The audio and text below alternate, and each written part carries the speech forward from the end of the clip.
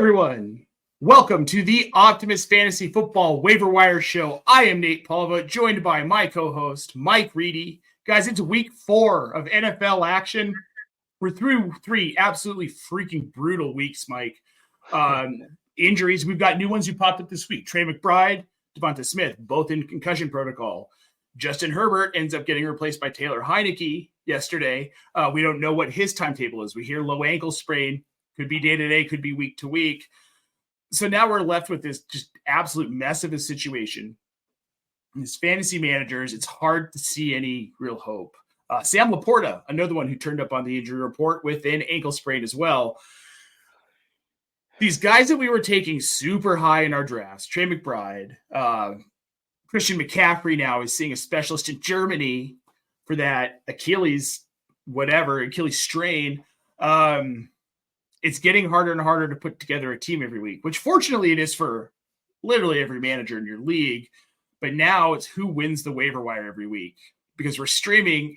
If you're a Jordan Love manager, you're streaming quarterbacks right now, right? I know. You almost have to be. I pretty much have been. Yeah. I have Jordan Love roster on a couple of teams, and that's same. Been very painful. Yeah. I had to make a trade for Justin Fields in my home league because Tua and Jordan Love are my quarterbacks. So yeah, not pretty. Mike, let's go ahead and get to it with these waiver wire players that we like this week. We're going to start with quarterbacks. The first one on the list is Sam Darnold, who I don't know what he has to do, Mike, to prove to everyone what is enough. The guy just goes out and does it every week. He's still only 16.3% rostered in ESPN leagues. What's going on? People think of him as a sucky quarterback. That's what's going on. They don't want to believe. With this is what's weird. You would think recency bias would come into play, and a guy who's, 181 yards and 4 TDs this week. If he's not a mass ad this week, he's never going to be a mass ad, which isn't bad if you like to just add guys a day after waiver runs. And a lot, right? But all the time. I called him out last week. I actually called him out in my weekend waiver stash article too, as somebody you want to add, right? He played the team that gave up the 8th most fantasy points of quarterbacks this past week. It was a good matchup, but he's doing this against bad matchups, and he's spreading the ball around. It's not like he's just feeding Justin Jefferson. Right. He's spreading the ball around. He looks really comfortable. They have the best defense in the league for fantasy purposes anyways. Minnesota does. Great landing spot for him. I thought they'd miss Kirk Cousins a little. It looks like they upgraded. You're right. It really does look like they upgraded. Darnold was good against San Francisco, who, their defense has been not as good as expected this season, but they've still been good. Houston is a defense we're targeting as a streamer this week, and he put up 30 fantasy points against them last week. He's QB2. Overall. Yeah. Overall, behind Lamar Jackson. He's That's just great. Ahead of Baker Mayfield, but he's ahead of everybody else. I'm going to add him myself. If I have a need, I'm adding him myself. It's the problem with playing in some of the leagues that we play in, Mike, with the analysts, is that he's been gone. He's already gone. He's been long gone. And the problem with my home leagues is that they actually started listening to my content this season, and he has been long gone. Well, we were talking about him in the preseason. After week 2, somebody said, did anybody think Sam Darnold would be any good? No one thought. And I'm like, well, actually, I said something like, well, I did. And somebody asked why. And they wanted the stats from what I mentioned why was his first 4 weeks when he was with Carolina. So I shared the stats. He was just as good then till he hurt his shoulder. So it's opportunity knocked, right? And he's producing. Well, he has the weapons. Justin Jefferson, but Jalen Naylor has been really good. Aaron Jones has been lights out. We got a comment in the chat by Jacob Galbraith. Jacob, thank you for tuning in. We appreciate it. He wants to know, what about Justin Fields? And he makes a valid point. In ESPN right now, he's only rostered in 24.1% of leagues. I would be a little bit more trepidatious about adding someone like Justin Fields if Pittsburgh wasn't winning. The thing is this team is winning. You're not going to bench Justin Fields. It's working, right? Like Russell Wilson lost his starting job. And I think we can pretty confidently say that until Justin Fields is real bad, He's not, though. He's managing this game incredibly well. I actually didn't like how I felt he got shafted in Chicago, by the way. I didn't think he played poorly while he was there. He's playing mistake-free football. He's only Mhm. averaging 12 fantasy points, though, a week. If Najee and Warren miss time, it looks like Warren's gonna miss time. Yep. Nagy was in a sling. He's supposed to play, though, that Yeah. before this. If they miss time, he may have to run the ball some more, and then the stats will go up, but we can't say right now, and they're gonna keep Yeah. him managing the game, and you're looking at, like, what, 12 to 15 fantasy points a week tops? That's I all. mean, he 11.9 week 1, 11.4 week 2, 19.4 this week. So he's 14.2 per game, QB 16 right now. So, I mean, in 2 QB leagues, if you're dealing with an injured player, 4 or 5? fine, take him. In 1 QB leagues, there's no reason you should be looking to roster Justin Fields right No. now, unless you are desperate. I have some leagues where I am that desperate, but that's not the rule here, right? Now, Malik Willis, this is an interesting one, but I'm for it. I liked Malik Willis coming out of Liberty. I thought he should have gone a little bit higher. Now you're seeing him in an offense where they're just asking him to do what he does well, not throw a ton, but he was 13-19 against Tennessee, had 202 yards and a touchdown, but then the rushing upside that he brings, 6 carries, 73 yards and a touchdown. We don't know how long Jordan Love is out. Coaching matters. The coaches Coaching are matters a lot. using Malik Willis in a way that he can produce.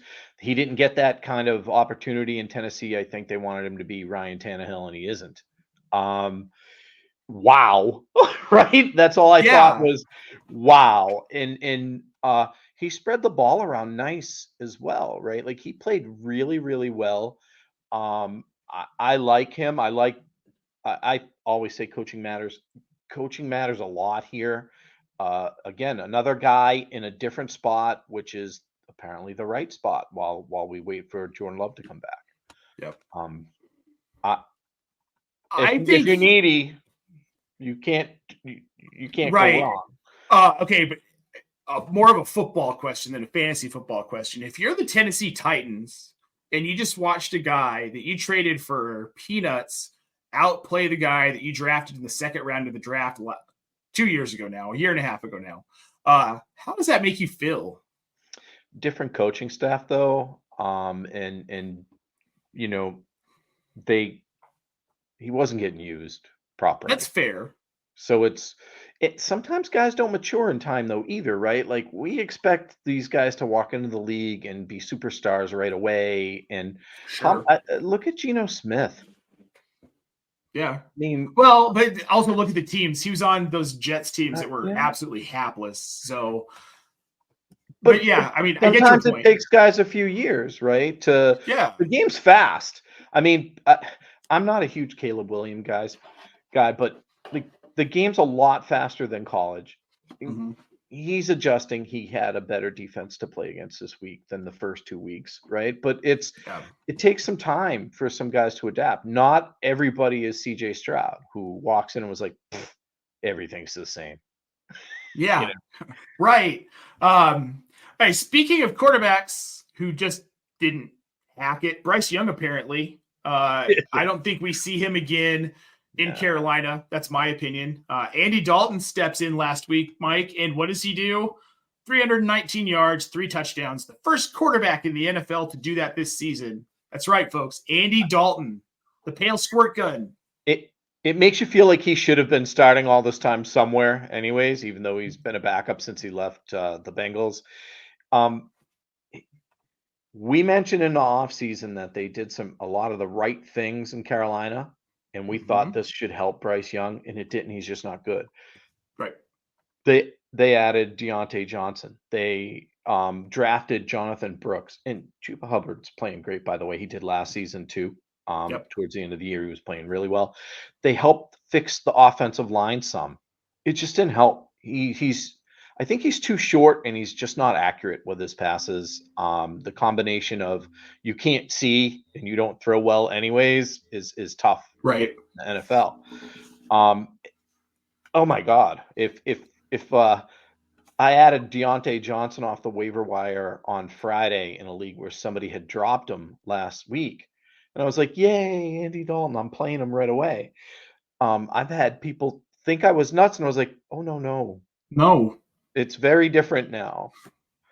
Andy Dalton is a good quarterback. He's not a great quarterback, but he's also not a mediocre quarterback. He's a good quarterback. He's a second tier, like QB2 type of guy, right? Exactly. Still, even as an old guy, still. Yeah, which I would still say is a good quarterback. Yeah, he's 36. So that old son of a bitch. But yeah, I mean, 30.56 points last week. He played very well. You should probably go out because people are going to continue to be like, oh, yeah, it was one game. No, he should have been starting last season. He should have started week 1 last season. And I said this going into last season that Bryce Young, some guys are ready. Obviously, CJ Stroud was. I still don't think Trevor Lawrence was. And Bryce Young certainly was not ready to be thrust into a starter's role, and especially in an offense as suspect as it was the day he stepped on the field. Their line was bad. They had no real weapons. I mean, we're talking Terrace Marshall and Josh Downs here, or Jonathan Mingo. Like, what are we doing to this kid? And now you've got the veteran in, and you see this offense is better than it was last season. But I think we're having a different conversation about Bryce Young this year if they had let Dalton start last year.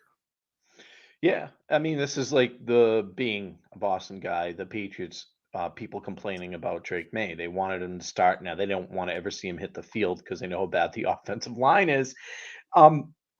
Yeah, I didn't want to see him start. I didn't think the kid was ready. Bryce Young clearly was not ready. Will he get another shot? Maybe. I could see him. He'll end as a backup somewhere. He'll need an injury. I'd see a Mariota type arc where it's like, oh my God, he was really good for 3 games. Well, yeah, but game 4 is not going to be great, Case Keenum. I want to get to the chat here real quick. Like, we've got Peyton Gentry asking Jags wide receivers. I have Brian Thomas and Kirk in a Dynasty Superflex half PPR. Dynasty, I'm okay holding Thomas. Maybe not so much Kirk. But also, I don't know how much you're going to get for him on the market right now. With this Jacksonville offense floundering, I don't think there's a lot of value.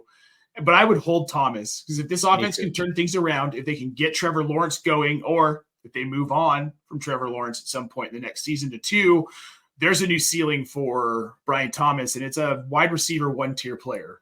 I really do believe that. I think he's the best receiver out of LSU. He looks very good to be honest. He's not playing poorly. He's playing very well. No, he gets it. He's just in an offense that can't support what he's trying to do right now. Exactly. So, yeah. And Richard Sickles in the chat. Dick, thanks for tuning in. Guys, if you're wanting to learn more about fantasy football, check out our Fantasy 101 series that Dick is writing for Optimus. It's awesome. It's got all the terms you need to know. It explains scoring, teaches you how to set up a league. So head on over to optimusfantasy.com and give that a look. We got Jamie Parag saying, what is up, guys? Jamie, always good to see you. Jamie wants to know, are you picking up that Bears running back? Some guy named R. Johnson. We will get to that, Jamie. You know how I stand. If you read my article, you would know where I'm standing on this specific player this week, but we'll get there. Now, the last quarterback I want to talk about, Mike, Bo Nix. I did not in a million years think that in week 4 of 2024, I would be saying, maybe we need to think about adding Bo Nix in 2 QB leagues. But he's getting better every week. And like, he's not going to be, I cannot see him having a top 12 fantasy finish unless he does it with his legs. Well, that's against a bad defense. After the preseason, we thought he was going to be better than he's played. And it's only been 3 weeks. I mean, people are really harsh. We flipped the switch so fast saying somebody's horrible because they have a first couple of weeks are pretty tough.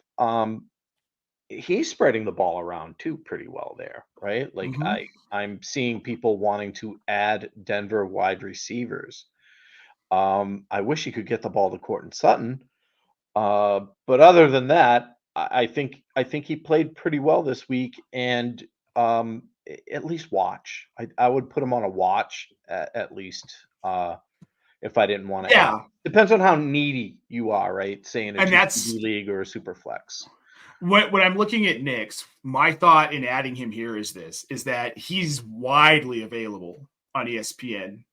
Let me double check. His rostership is real low.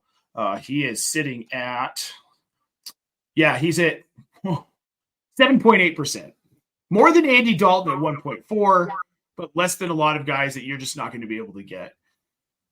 If Sean Payton leans into this rushing upside we're seeing from him, he has 2 rushing touchdowns, maybe keep the ball out of the air a little bit more because he's got the 4 picks.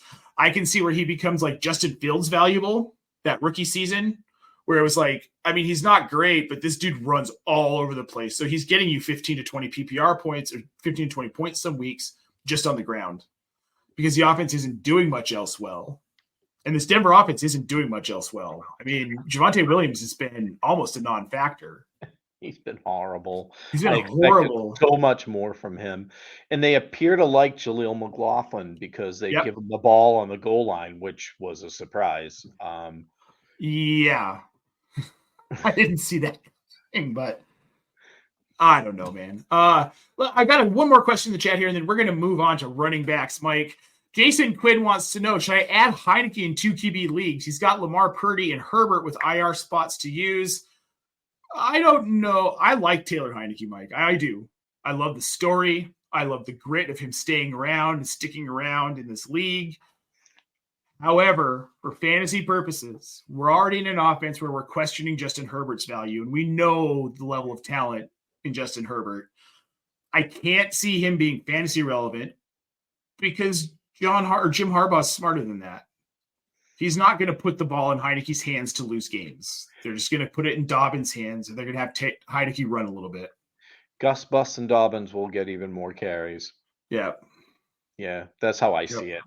And not that Heineke's bad, not that he hasn't produced fantasy points before. Right. He has. But this offense was built to run and throw sporadically, not throw. They're going to run even more. So you're going to be looking for just touchdown upside, and if you don't get it, you're not going to get production. And you're probably not going to get it from Taylor Heineke. So Mark Folkman in the chat asking, he says he's thinking about picking up Sam Darnold off of waivers to start over AR5 this week. What do we think? Here's the thing with Anthony Richardson for me is that, he's erratic. And that's just his style of play. He's an all or nothing type start. But I'm going to go for the all every week. Well, it depends on how your team build is, though, too, for me. And that's a fair point. Right. So if your team build is one where you're a lot of high floor players and you have mixing in a boom bust type of guy, I think you want AR5 in there. If your team build is one where you have some more boomy bust type of players somewhere else and you might want some stability, I think Sam Darnold's probably a safer play. Like, I think you're going to get consistency out of Darnold where you won't get that ceiling you can get with Richardson. So I will say, now that I'm looking at the schedule, Indy gets Pittsburgh this week. So this would be a week where, I would grab Darnold and I'd pivot to Darnold over Richardson. I think it makes the most sense. Chaga in the chat wants to know, Mike, should I trade Amari Cooper for Jaden Daniels? 3 wide receiver redraft PPR. His other wide receivers are Garrett, Neighbors, Devonta Smith, Cooper Kupp, Deontay Johnson, Ladd McConkey, and Kean Coleman. He also has Jordan Love, so he's been streaming quarterbacks. I would too. You do have some injury concerns there at wide receiver right now, though. Smith got dinged up, Kupp's out. Right. But I think you're safe because you can go Garrett, Neighbors, and Deontay at a minimum, right? So, at a minimum. If you need a quarterback, why not? He's got the running upside. He basically had his breakout throwing game this week. People are super excited about that. I don't know what to expect from Amari Cooper every week. I expected more through the first 3 games. So, I don't know. I would flip him for Daniels if I could. Yeah. Yeah. I mean, Cooper was great last week against the Giants, but that's not saying that much. They've got Vegas, Washington, and Philly the next 3 games on the road. And Philly's defense hasn't been great, but they're not this week. They were this week, and none of these defenses are nearly as bad as the Giants. I like Amari Cooper. I don't like this situation. I don't like his quarterback anymore at all. He's just not producing. Nope. Chuck also wants to know, what about trading? I'm assuming we're talking Zach Moss here and Cooper for AJ Brown. I'd make that deal. I know Moss had some PPR upside this week. Cool. He's not that good, man. And Chase Brown will eventually take over most of the reps in this offense. He had the big chunk run plays last night. When they needed someone to get yards, it was Chase Brown for 10, Chase Brown for 16, Chase Brown for 6, first down for Chase Brown. And then Zach Moss up the middle for no gain. And that's what I see. So, yeah, move Moss. I would be more than willing to do that to get AJ Brown. Again, much higher ceiling. He has a higher floor too than either one of those guys. I like to get the single guy. And watch out, Chaka, the Slee Stack are coming. If you're old enough to know what that show is, obviously Chaka is. You would assume. All right, Mike, let's move on to some waiver wire running backs. We'll get through these guys a little bit quicker because I think these are a little bit easier to explain. We're going to start with Bucky Irving in Tampa Bay. Plain and simple, Todd Bowles said he's the guy. They love what they see. He just has earned more work. You're going to see a lot more Bucky Irving. 32% rostered on ESPN. So go get Bucky Irving, but are we looking to move or drop Rachaad White at this point? Yeah. You have Bucky Irving with 7.8 yards per carry this week. And I don't even want to think about what Rachaad White had. It was like maybe 2.1 or something like that. Bucky Irving's going to get more touches. He just keeps earning them. He's out producing. His playing time's going to go up. I would get him now if you can. I already have him rostered on a bunch of teams myself where I had him on the bench just waiting. So it's, I think it's a good ad. Well, yeah, 7.78 yards per carry. Caught all 3 of his targets. He's clearly getting more work. 32% of snaps, which isn't. Yeah. But that'll bump up. I'm really not worried about it with Bucky Irving.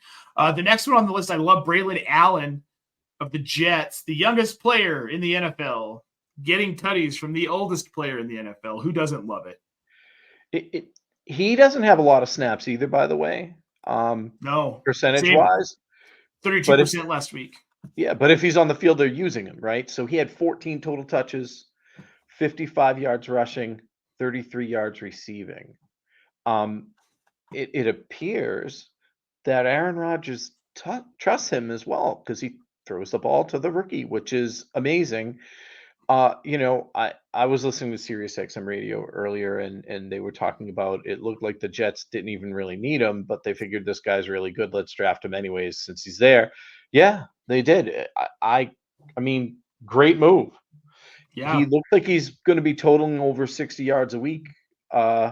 Especially if he's getting that 12 to 15 touches, and that's with only 32% snap share. I have him. He's another guy I added last week, by the way. After waivers processed, I went out and added him on a lot of teams. I have him very high up there. After Bucky, I would go Braylon, and then the next guy would be the guy I would take after that as well. Well, the next guy is Alexander Madison, which I'm on board with this. I think the change of scenery to Vegas was good for him. Real quick, I just want to say my one thing with Braylon Allen is I just love the talent, and I think he's a guy you should go roster. Plain and simple. I know people might be a little bit scared off of he's in an offense with Breece Hall. He is. I'm going to say the same thing I say every week. This is a 2 running back league. He's more of a flex play, but he's not hurting, which is not hurting Hall's value at all either. They're coexisting perfectly fine. Yep. Get to this running back question in the chat here. Nino Pena wants to know, Mike, Pollard for Deontay Johnson? No. With Thielen out, definitely no. But I mean, the thing is, do you need the wide receiver, right? And are you stacked at running back? Or are you saying someone wants to give you Pollard for Deontay Johnson? This is team needs trump everything else sometimes, right? So if you need a starter, make the move.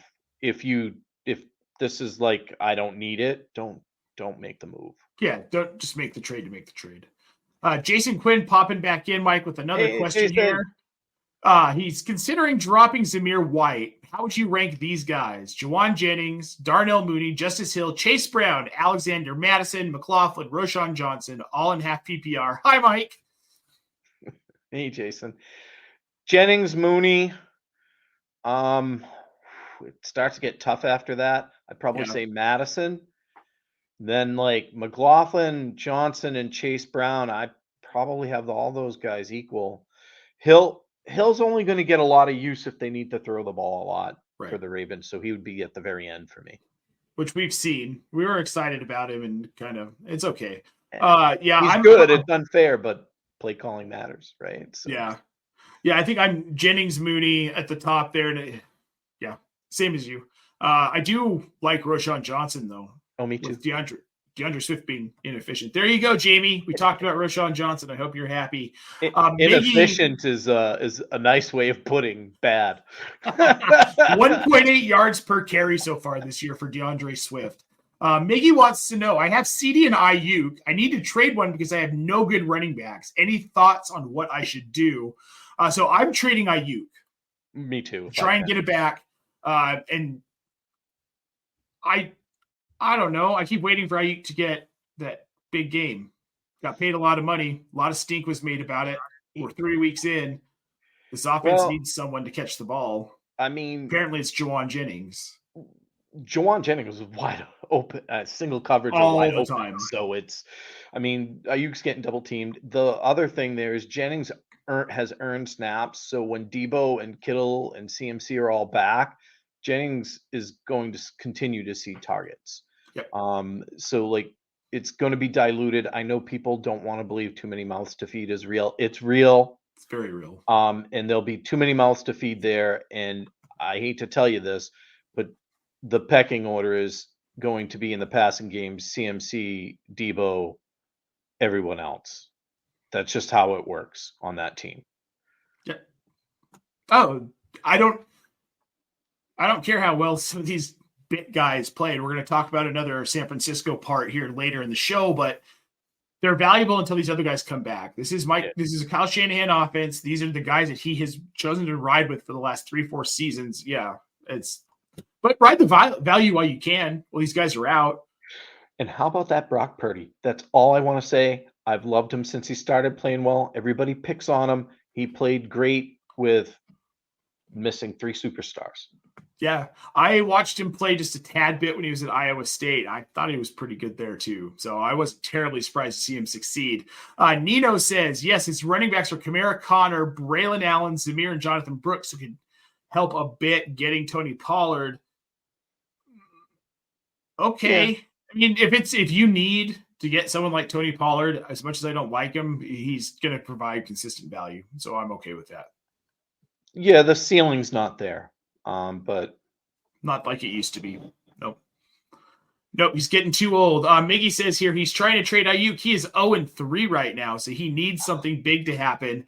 I feel that, but definitely don't trade CeeDee Lamb. He will help you get out of that 0-3 hole. Brandon Ayuk is not going to be that kind of help.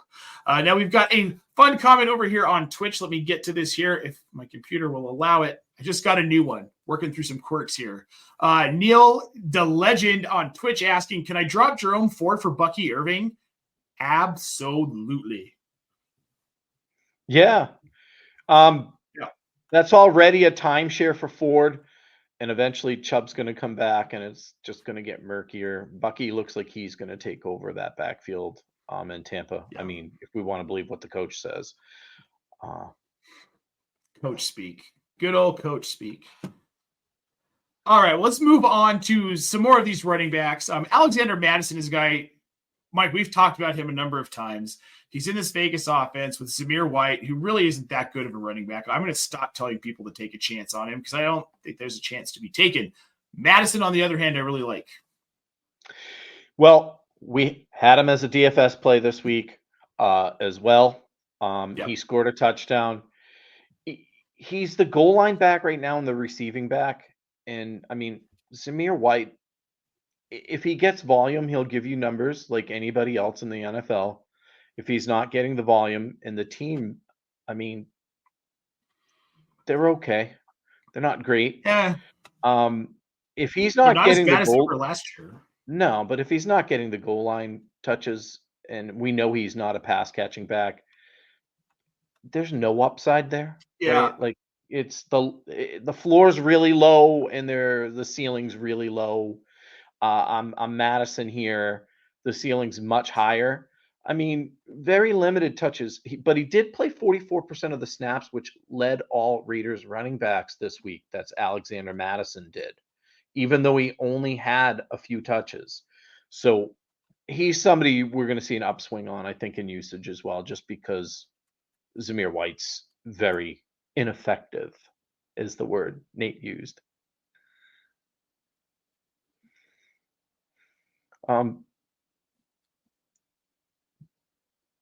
Jaleel McLaughlin had a TD as well, used as a goal line back for Denver. I moved on to Jaleel McLaughlin because I saw you fixing your headset there, Nate, if you can hear me. He only had a couple of touches as well, 7 yards and a TD, one catch for 7 yards. But Jaleel McLaughlin's going to surpass Javonte Williams here. It looks like the coaching staff trusts McLaughlin more. To give him that goal line carry was just shocking to me. I know it was shocking to Nate as well. We were talking about that before joining the pod. Just surprised. It looks like he's going to surpass. I'm back. Williams point. Yeah, I see you're back. I just kept talking. I'm good at it. I'm sorry. Thank you, Mike. I appreciate that. My headphones cut out, which is definitely very strange. Not something I was planning on happening. But I am back. Not quite sure where you were here. I know you were talking about Madison, I believe. And then I moved on to McLaughlin. Perfect. I mentioned how Madison led the team in snaps. Led the team in snaps, running back snaps this week. He's going to start getting more and more usage. He's just going to be the guy on the field. Well, the thing about the Broncos offense that I mentioned earlier, and this is why I kind of like Bo Nix's rushing upside, is they've got to stop throwing the ball. It's just not going well for this team. Nix's 4 interceptions, you can't ignore that, right? So, guy like McLaughlin, 5 carries for 7 yards, but he got the touchdown. And that's what matters is he's getting that red zone usage, like you pointed out. And yeah, that's important. T-Money in the chat real quick. He says he's got a trade question. T-Money, drop that in here. We will get to it as soon as we can here. Just didn't want to leave you hanging. Emmanuel Wilson, Green Bay Packers, you've got on this list. 12 carries for 50 yards last week. Still hasn't scored. Nope, take that back. He had that receiving touchdown. He did. 16 fantasy points last week. 41% of the snap share as well. Exactly. I think this is a guy who's kind of carved out a role in this offense. And I don't know that I'm worried about him losing too much of it moving forward. And out of all the running backs we're talking about, he's only 2% rostered on ESPN, which if you're looking for someone who's available because you're in need, and I mean, I'm not looking for him to become a top 10 guy anytime soon, right? Like they were probably resting Josh Jacobs some.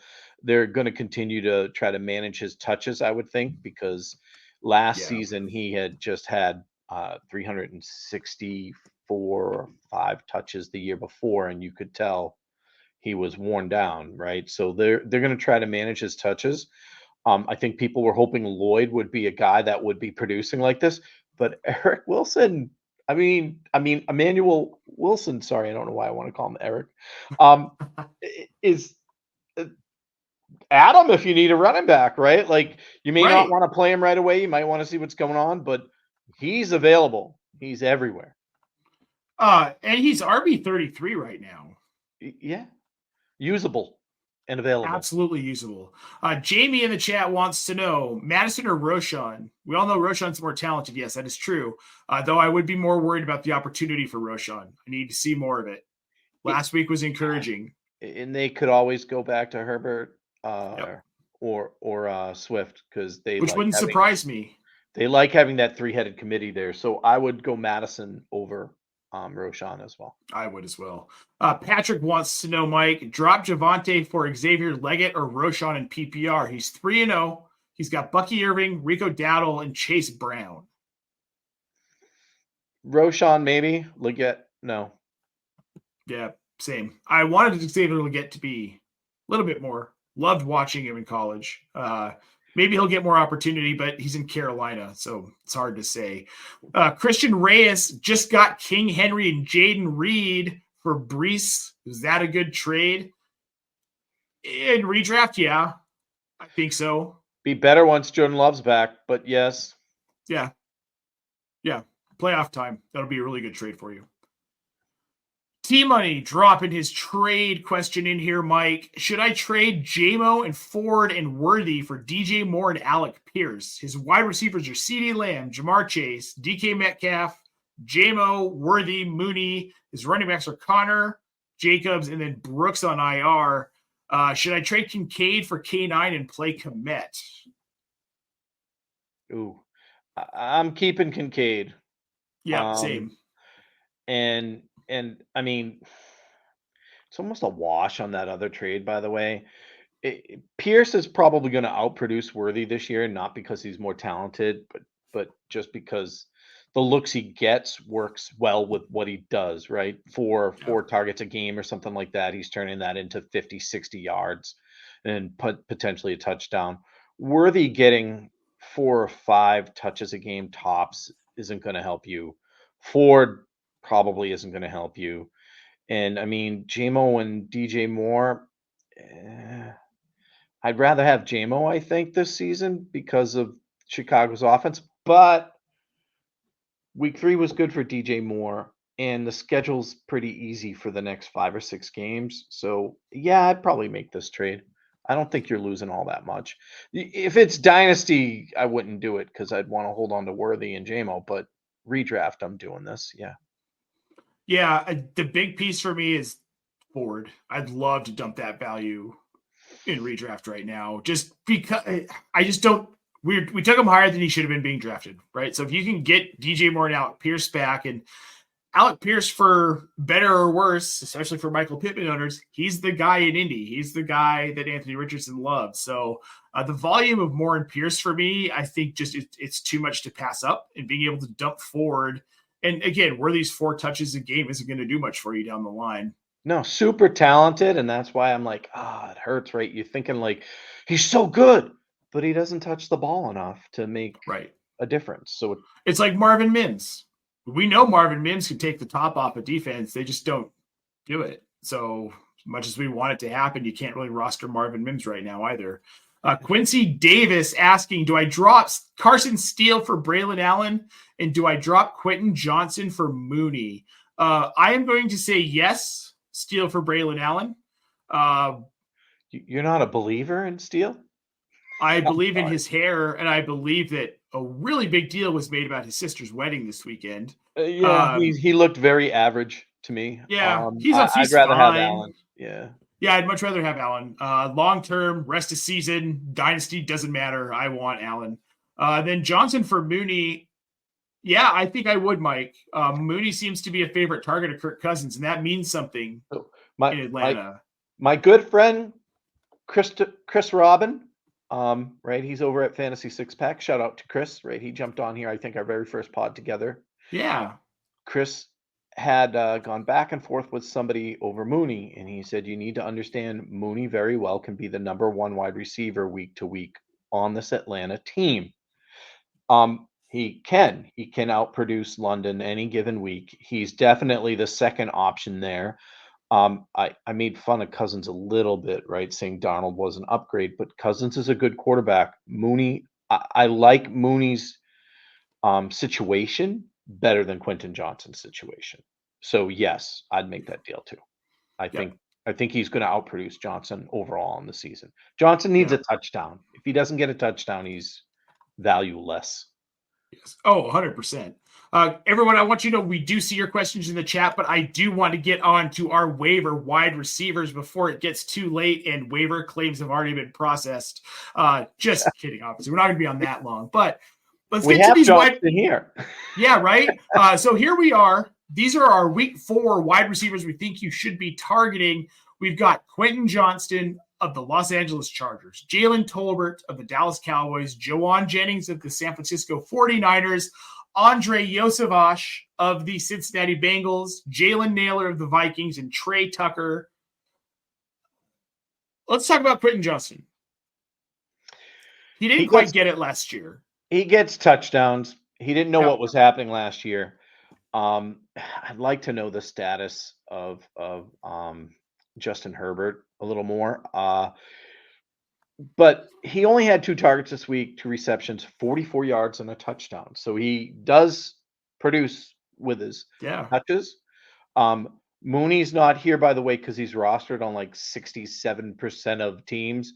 Quentin Johnston's available. So if you're needy, I don't think he's as good as the guy we were saying I would trade him for or drop him for. If you're needy at wide receiver, you have a chance with Johnston that he's going to give you some production every week.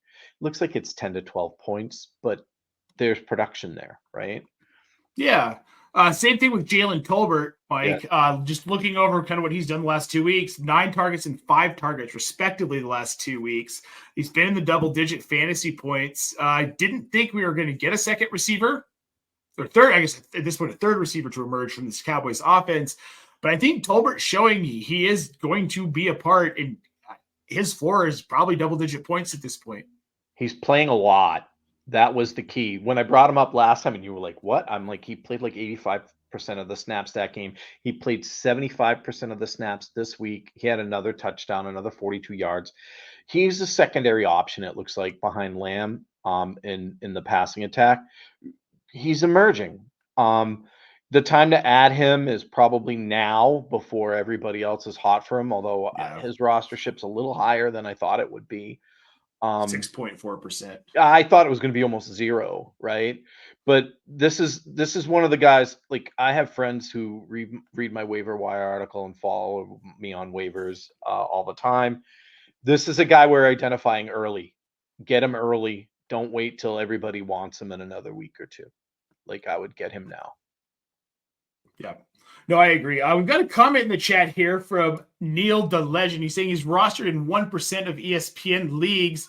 Let me take a look at this here, but I am almost positive we are right in that 6%. Yeah, he's right now. He is currently 6.4% right this very second. Neil, I promise we keep you with the most up-to-date information on that. So I just wanted to clear that out in the air here. Now, Jawan Jennings, I don't think we have to really say much about this other than be prepared to drop a lot of your fab to get Jawan Jennings this week. And once everybody's back, be prepared for his production to tail off. I mean, everybody's going to bid on him. He's the number 1 claim after 12 targets, 11 receptions, 175 yards, 3 touchdowns, 40% target share. Yeah, you have to pay attention to that. But remember, 3 superstars are out of that lineup right now, and he may not see this kind of production when they're back.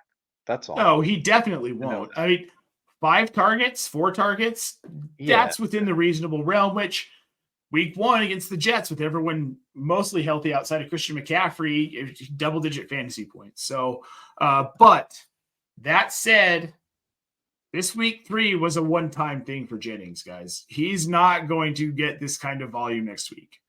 This was Kittle was ruled out last minute. Yeah. Oh crap! What are we gonna do? Hey, Jawan, you're gonna be a little bit more involved in this game plan than we thought this week. That's what made him a good ad, was the Kittle being out, right? Yep. You may not have seen this if Kittle was in the lineup, so we don't know because that's not what happened, but he's less likely to see that massive volume. I mean, that was massive volume. That's for a guy like him. Yes, that's massive volume. Now, I told my wife Jen before the show that I had a new nickname for you. Yoshi? No, the world's biggest Andre Yosivach stan.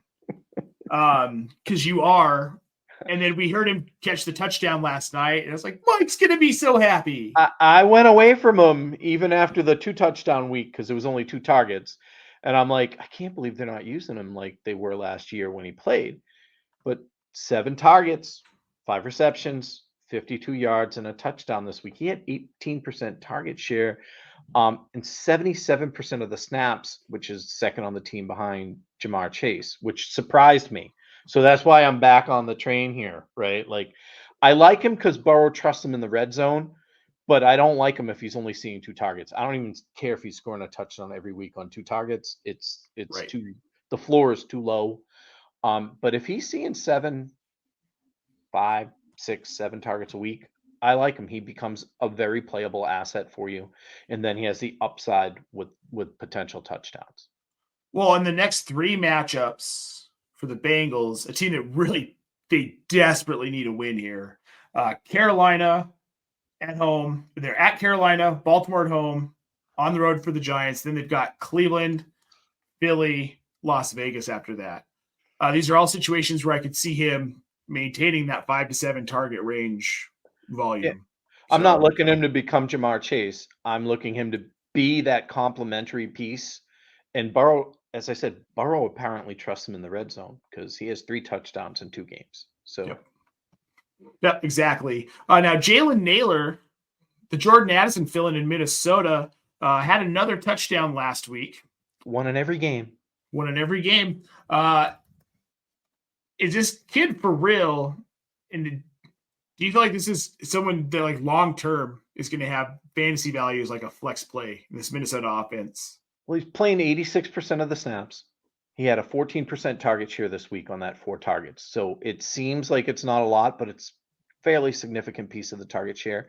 3 receptions, 54 yards, and another touchdown.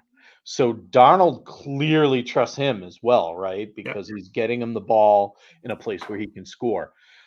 When Addison's back, we'll see. I mean, I wouldn't go crazy on Jalen Naylor. I've played him in numerous spots this week because I am very wide receiver needy on a few teams where I have injuries just destroying me. And I was like, thank God, Jalen Naylor.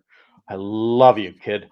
I needed that. Yeah. But I don't know if he'll maintain it when Addison's back. Addison's really good. That team's gonna be good as this team year is going to be very They're just good. gonna get better. I'm with you. Once Addison is back, forget about Jalen Naylor. But for now, he's going to provide value in the roster. We're all hurting for wide receivers, right? And my Thursday co-host, the one and only Casey Kasem, is a massive Jalen Naylor fan. She was telling people all day on Thursday, go get this guy. Start him this week. And she was right. 12 fantasy PPR points. So I listened. Oh, I know you did. Damn it, we nailed it. Speaking of Naylor, now Trey Tucker. This is what I explained to me. Who? Exactly. I wrote that up in a thread on X this morning. I said, "Who? Reedy? Who?" People think we're probably nuts talking about Tolbert, right? But Trey Tucker played 81% of the snaps this week. He had 9 targets, 7 receptions, 96 yards and a touchdown. Okay, Jacoby Myers had a really good game too. Now, they were talking about making a QB switch, and if they do to Aiden O'Connell, that's who threw Trey Tucker this touchdown, was Aiden O'Connell. He has some chemistry with Tucker, the infamous backups and backups type of chemistry, because that's who he plays pitch and catch with all the time. But Tucker played 81% of the snaps. He's on the field. I think the coaching staff is kind of making a change to some of the play calling because Jacoby Myers got heavily utilized as well with 9 targets also. So if they're going to 3 wide receiver sets and they're going to spread the ball around like this, these guys, he's going to become valuable and playable, right? The same with Jacoby Myers, who's out there in a lot of leagues now too. It's I'm not saying add him and plug him in, but this is one of the types of guys where I'll add him on teams, especially if I have a deep bench, because I want to be ahead of the curve. And I may not add him on the waivers tonight, but do it tomorrow morning. I mean, what's he rostered? Trey Tucker, 4%, right? He's available just about everywhere, only in the deepest rostered. Yeah. And dude, that 9 targets, if this offense really is making a shift, that could become a consistent high volume wide receiver. Yes, Devontae Adams is in that offense, but also they've got to figure out what they have with some of these younger guys. He's 27, he's younger, but he's a younger vet on this team. So you've got to see what you have in these guys if you want to have any chance of, like they all do, they all want to win. So, and if they're spreading the ball around like they did this week, because they have to do something, they had to switch it up. And they're not that good, so they're going to be behind a lot. right? So, Right. it's worth the flyer. That's Yep. that's where I'm at with that. All right, before we get to our tight ends and defense special teams, a couple questions in the chat here. We've got Charlene Erickson tuning in asking, would you drop Corum for Roshan in redraft? Mike, I would not. You would not in I would redraft not. because you feel if anything happens to Kyron, that Corum's still going to be the guy. Well, they're the same player. So it's almost like, pretty much. yeah. Yeah. And I don't trust it. I just don't trust that Roshan's actually, because like you were saying earlier, as much as I like him and want to see what happens. So I'm surprised Corum's on a team right now. You must have a deep bench. Yeah. If I needed someone to play, I still probably wouldn't be so eager for Roshan. Just because, as we talked about, we're looking at a 3-headed committee potentially there, where 1 week somebody gets you 15 to 20 points, and the next week he gets you nothing, and another guy gets 12 points. It's I'm actually avoiding that for the most part. Roshan's the guy you want after this week, it looks like, but I don't trust that coaching staff. I had a piece of this offense last year. There goes the Alexa. All right, we've got another question here in the chat, Mike. Ryan wants to know, would you trade JMO or McLaurin for Pollard, JMO or McLaurin and Pollard for Etienne? I mean, Etienne's getting volume in an offense that probably should stop throwing so much. Seems to be a common theme. But whether they're going to actually do that or not, I don't know. But he's still vet. I would trade McLaurin and Pollard for him. Okay. If I was going to do the deal. I'd keep JMO.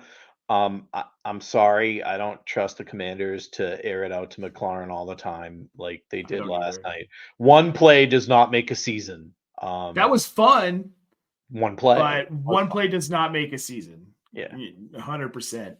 Camden Christensen wants to know, I start Stroud, Gibbs, Ramondre, Chase, Nico, McBride, and Etienne with Daniels, Eckler, Waddle, Cooper, Ferguson, and Akers. Just got offered Daniels for JMO and Bucky. Do we like it? It's one QB league. I don't think Daniels is going to surpass Stroud season long. More than likely. Still some growing pains there. I would keep the depth and not care about the quarterback, to be fair. So much. I would probably want to keep the depth. You're going to need the depth as the season goes on. Okay.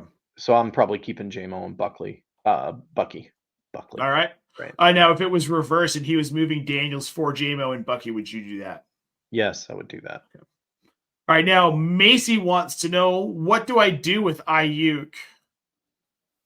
I think at this point we're holding him. You say Ayuk. Ayuk. And then you hold him. I would probably hold him. I think he's going to eventually come around. He is a primary piece of the offense, or at least he was right last season. I do think he's going to come around.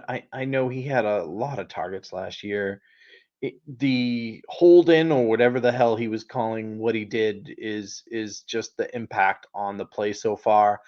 And people have to understand that, they're not getting a lot of quality reps in the preseason anymore to try to preserve guys, which makes the first 3 games of the season almost the preseason, right? So we're just coming out of that now.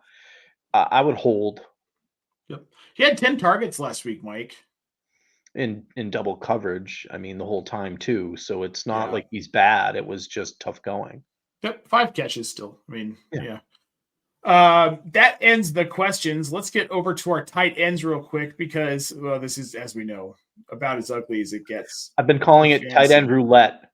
Doesn't matter who you're playing. Man. They can get you 30 points or nothing. Doesn't matter which guy you play. So we're going to roll through this very, very, very quickly. These are some guys we think you should look at streaming for week 4, and it's that simple. Not a whole lot else to say about it. Mike Gesicki of the Cincinnati Bengals. We've got Cole Kmet of the Chicago Bears. Zach Ertz of the Washington Commanders. And this is a weird one, but I like it with Kittle out because I think we might have seen more of him had they had more time to game plan for it. Eric Saubert, the tight end in San Francisco. Okay. I mean, I'm just trying to go deep here. Kasecki's somebody we've talked about a few times. Yep. He had 4 receptions, 47 yards, 13% target share this week. I think you're going to continue to see that kind of at least targets for him, right? So his floor's not that low. His ceiling's not super high either, but he's going to be somewhat steady. You know what you're going to get.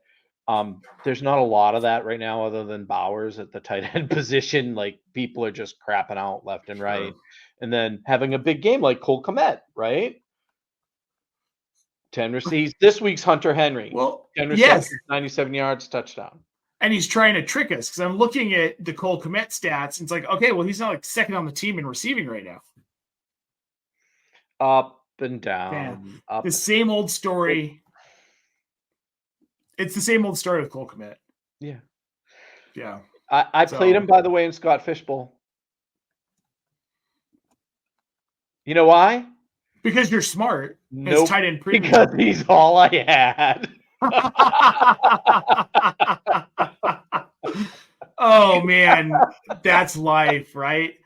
All right, I've had enough of tight ends already. It's really Zach blah blah blah blah blah blah blah blah. Yeah. I do want to get to some comments we've got in the chat here. Quincy Davis saying, "Would you drop Minshew for Daniel Jones?" Don't go that far yet.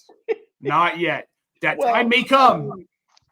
If Minshew gets benched, and he might, maybe. But Danny Jones, if he has a really good matchup, you're going to see a decent game. You're not going to see a great game. At least Minshew's somewhat consistent, right? Like, you know what you're getting pretty much weekly. Well, that's all we've talked about with Minshew. Yeah. He's Mr. Consistency, and that's why we like him. So, Fantasy Dog saying, number 8 like, just subscribed. Thank you so much, Fantasy Dog. We appreciate it. Guys, while you're here watching us go through these waiver wire claims, players we think you should pick up, and answering your questions, please like this video and subscribe to our channel. It'll help us bring you this content 5 days a week like we're doing now. It's just going to make me feel better about my sleepless nights planning all of this stuff for you and creating the graphics. So please hit that subscribe button, guys. We would just appreciate it so much. Now, we've got Ryan in the chat asking, sell high on Drake London, or is his production as of late a norm? I want to believe it's a norm, Mike, but I'm having a hard time trusting it because we've got Ray McLeod who's getting targets from Kirk Cousins. We've got Darnell Mooney. Can you sell him? If you can find somebody to buy, I'd probably sell him. I would. They're spreading the ball around is where Nate was going with this. And I mean, Ray's they're scheming plays for him. Yeah. It's very interesting what they're doing. Yeah. So what do we do? Arthur Smith to the new Arthur Smith? Is that what's going on there? I don't know, man. I don't know. Maybe Kirk Cousins and Arthur Smith are related somehow. It's hard to say. Maybe the coaching staff just knows more than we all do, which is usually the case. And they're like, these guys aren't as good as you think, so we have to scheme these other players up. It happens a lot. It does. A lot. In Kill Harry, anybody? Camden Christensen saying, yes, I'm getting JMO and Bucky. Would you make the trade? Yes, we would make that trade. Absolutely. Jamie Prague saying, I puke. Don't be so hard on him, man. Come on. He says, you know how much I love Roshan. I'd rather have Corum for the upside, see what Kyron can do, and he's not that good. That, coming from Jamie, saying Corum over Roshan is surprising, slightly terrifying, but I don't know. It's something, I guess. Chris Robin, you know what's nuts? Reedy and I have been friends a few years. I don't know what he does for a living. I mean, hey, we get it. Uncle Ted said Trey Tucker is a must-add in NFBC. RGQ wanting to know, what do I do with Michael Pittman? Probably hold him. Yeah, I mean, I would move him. He's not ever going to get what you think what you thought when you drafted him. That's not happening. No, and damn it, Kevin Tompkins was right. What, Kevin said that? Oh, he said Michael Pittman was worthless. He didn't know why people were drafting him. So I have 0 shares of Michael Pittman and 0 cares. I was all out, and I'm happy. Kevin, I agree with you. And I have a couple dynasty shares, but yeah. Jerry Bagshaw saying, hi all. Hello, Jerry. Thank you for always tuning in, man. We really do appreciate it. Now, Mike, let's hit up those defense special teams because, as I always say, you should not be rostering these long-term. These should be a streaming asset every single week if they're still in your league. This week, we've got 3 for you to stream. We'll start with the first one. We were on the same page with this. It was beautiful. Tennessee this week, not a good team, but they're playing the Tualus Dolphins. They're only 3% rostered right now. Skylar Thompson's probably going to turn the ball over a few times. That's points. The Dolphins also give up the second most fantasy points to defenses. Tennessee gives up the most. But Seattle scored 13 last week. Buffalo scored 18. Buffalo's defense is really good. Jacksonville's defense, which isn't good, even got 4 points. With no Tua, I like Tennessee to get 10 points, right? Easy. I think you could almost pencil it in there. Now the Texans are our second one here. They're up against Jacksonville, who cannot score. We talked about this before the show. That's why I had them in my waiver article, was because Jacksonville, they're the 3rd worst scoring offense in the league, 13.3 points per game. They don't turn the ball over a ton, but Houston and the DeMeco Ryans defenses force turnovers. Texans are a floor play on defense this week. You've got to put one out there. You're looking to stream. They're only 30% rostered on ESPN. You could probably get them in your league. Excuse me. And this is a floor play. 8 to 10 points. You can almost bank it because Jacksonville isn't going to score. Remember, floor play is sexy. You always start with the floor play. That's how you build up everything. Exactly. See, Mike's spitting knowledge over here. Now we're going to recommend the other side of that Tennessee-Miami game, which is telling me deep down in my soul this is a game I'm not going to watch because it's not going to show up on Red Zone at all. But taking the Dolphins defense against Tennessee, who they are the worst turnover team in the league. So they give up fantasy defenses average 18 points a game against them. It was 24 points for Chicago, 11 for New York, and 21 for Green Bay. We did recommend Green Bay and DFS last week, by the way. You'll probably see these as our DFS defenses too later on in the week. Just giving you a heads up. These things bleed into the next thing with stuff like this. But yeah, Miami's got a very good chance of getting past double-digit fantasy points against that horrible, horrible Tennessee offense. Oh, yeah. I wrote them up in my waiver wire article on optimusfantasy.com. Go check it out, guys. Go check it out. Thing right over there. Quincy Davis in the chat, Mike, says, I have Debo and Juwan Jennings. Do I try to trade him now because his value is high, or should I keep them both? I'd move Jennings. If you can get something really good for him, I'd move him.